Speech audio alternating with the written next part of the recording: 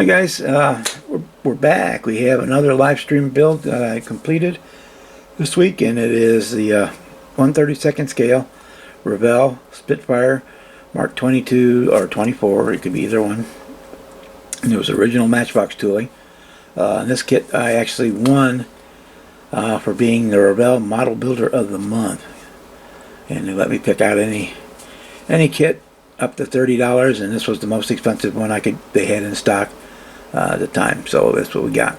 This was several years ago, probably 8 or 9 years ago when that happened. Anyway, we got her built up. Kind of show it off a little bit. It does have a pretty decent engine in there. We'll try to get you a shot of that later on.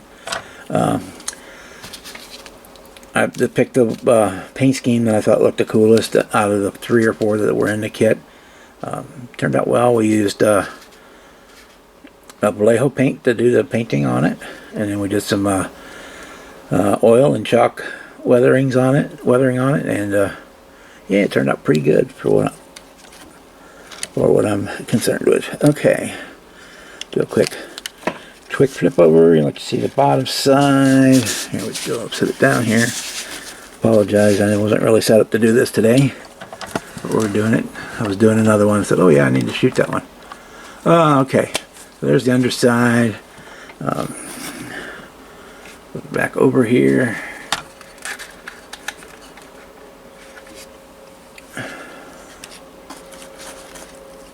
You know, the canopy does open. I don't know if I'll be able to get in there enough to see what's going on, possibly.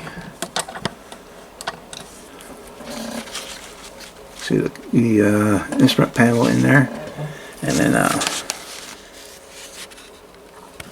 I made my own seat belts for it. Let me get the light up a little bit more,